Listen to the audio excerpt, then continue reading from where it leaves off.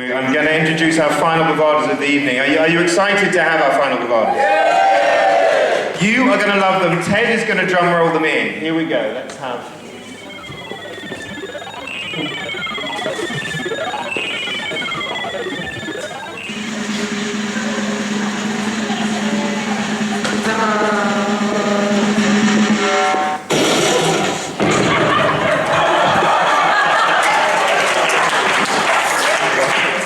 We are Frock Up Friday. Hello. Which standard for Be More Frock Up Friday, Be More Free Thinking, Unique and Fabulous. Go ahead, Beverly. Right, okay, so we have 2 pineapples here, and we actually met dressed as pineapples. It's true, it's absolutely true. I've never met Susie before, and she was at a party, we were both dressed as pineapples, and she sang a song that really impressed me because she can really sing. So that was fantastic. It started as we mean to go on. Bev had this gorgeous yellow frock with a headpiece made by herself, and I had a gigantic 1.5-foot papier-mâché pineapple. Anyway, it's true. Yeah. Please, can I sing a song? But, so when we'd finished the party, I didn't think I'd see Susie again, and then a few weeks later my lodger moved out, and I wasn't going to ever have another lodger, and Susie put on the internet, help, I need somewhere to live. So I said to Andrew, my partner, do we want another lodger? We sort of know this girl a little bit. And so we took her as a lodger, and... Yeah, she didn't know that I had just set my last house on fire at the time. Until just a few months ago, actually. So anyway, when I moved in, this happened. Every Friday! Yeah, we dressed up.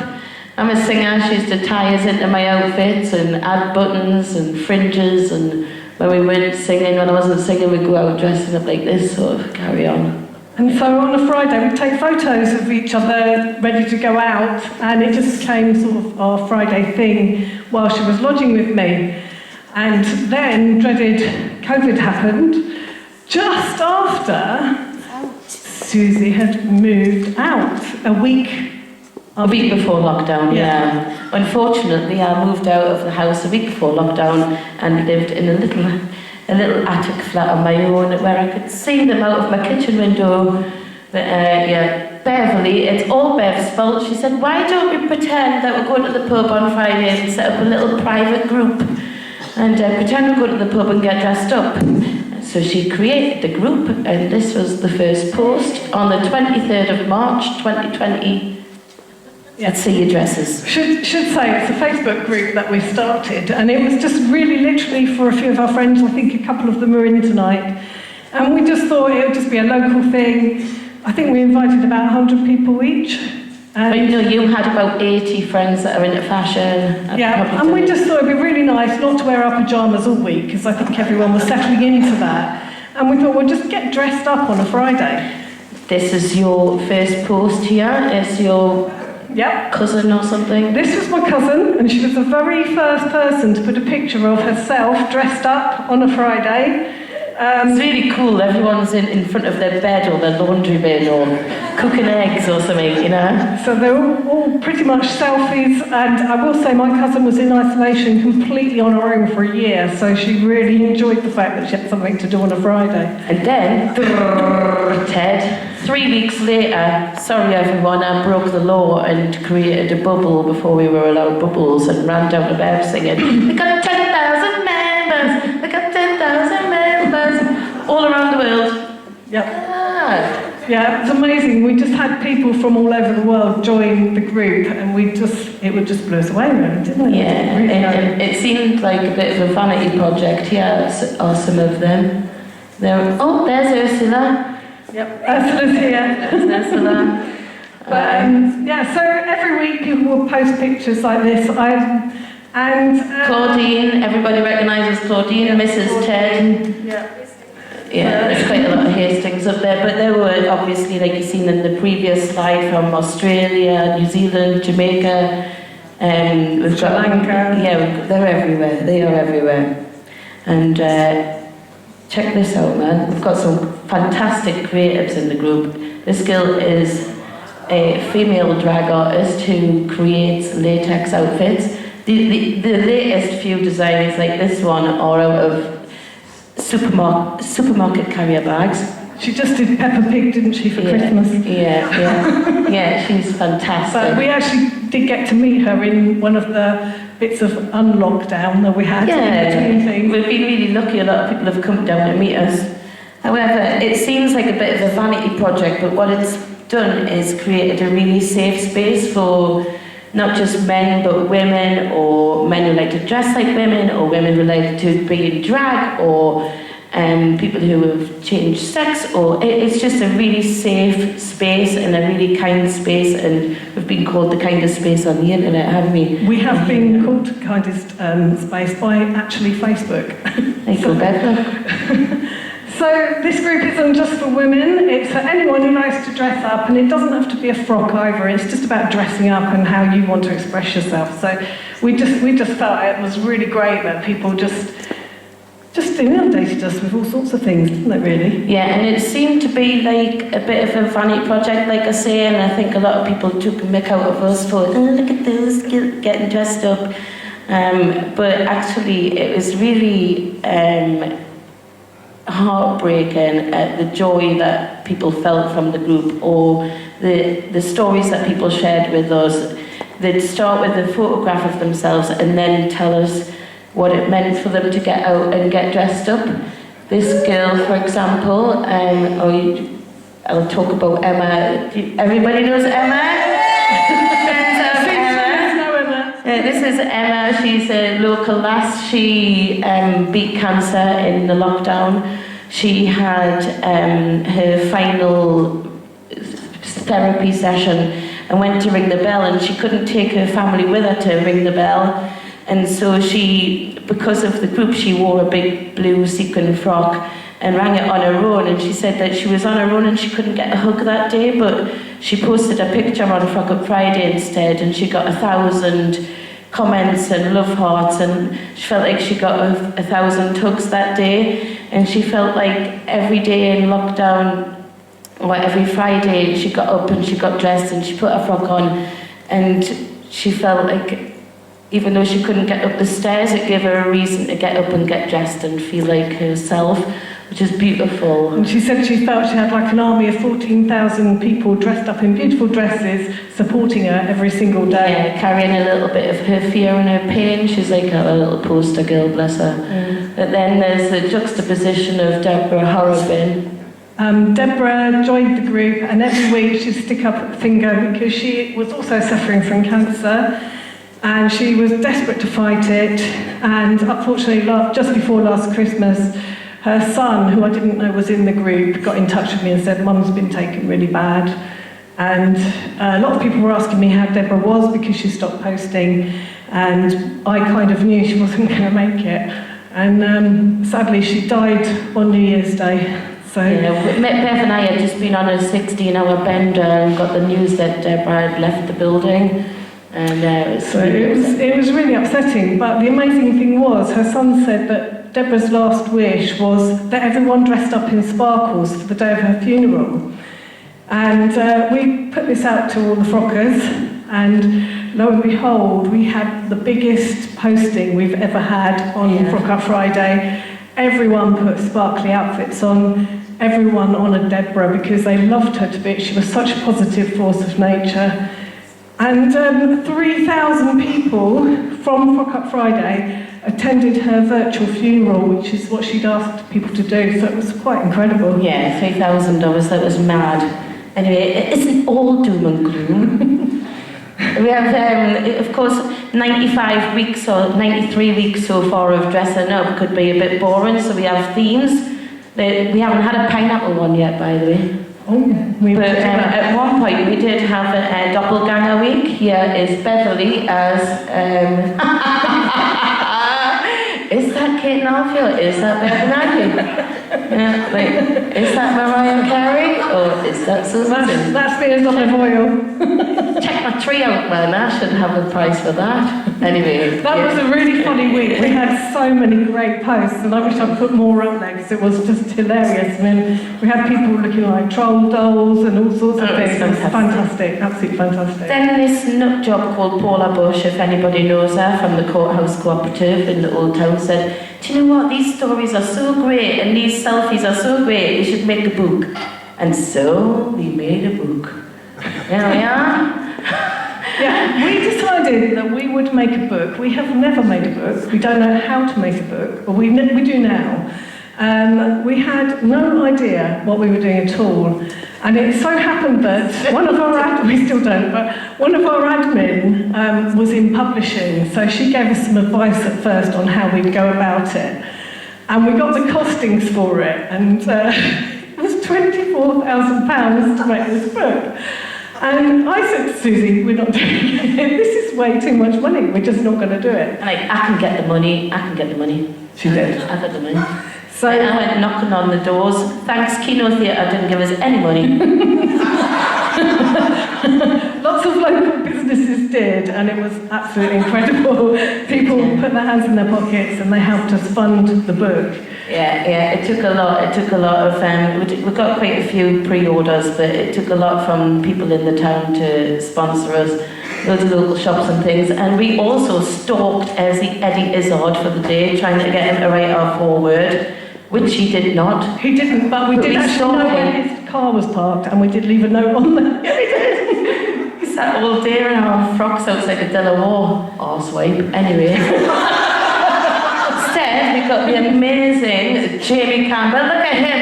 He was drag queen at 16, and he's from Bishop Auckland, so and he speaks the lingo. Yeah, he's got a musical called Everyone's Talking About Jamie. That's a a new movie on Amazon. Yeah. But anyway, here we go. He's from Durham, and the book is fabulous. We have some there tonight.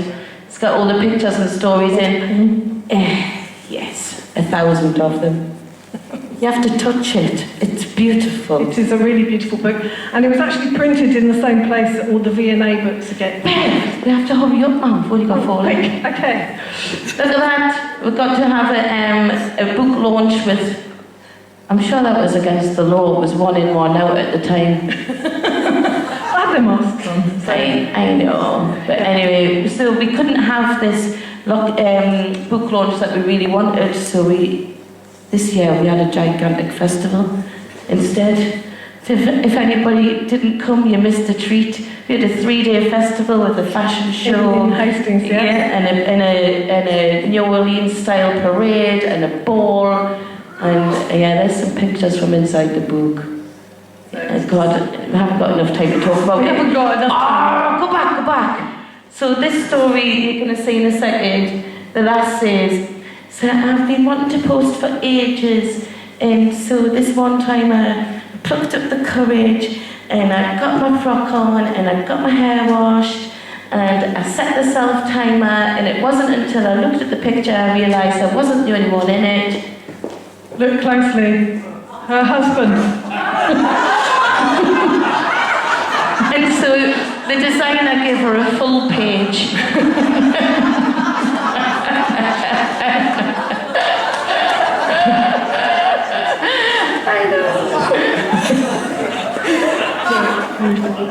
I know, okay, one more sad story, because it's a really good one. I got contacted in December from a woman, people private messages all the time, and this girl, she was off to see her mother-in-law and in Canada, and she said that her father-in-law had just found a book in the post and he didn't know what it was. So they opened it and searched through the book, and this picture of Diane was in the book, and this is his wife, and he didn't know that she'd posted a picture, and the book had taken so long to get to Canada that it arrived actually on Christmas Day, I think it was, or the day before, Christmas Eve, and the words just more or less say, keep going and don't give up and stuff like that. And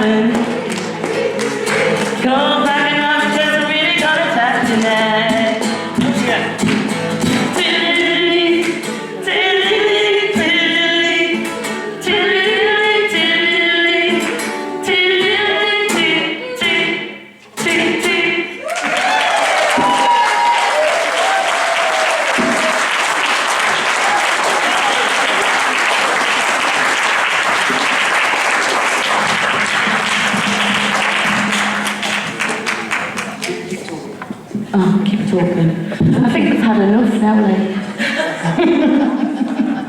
I was going to try it before, like,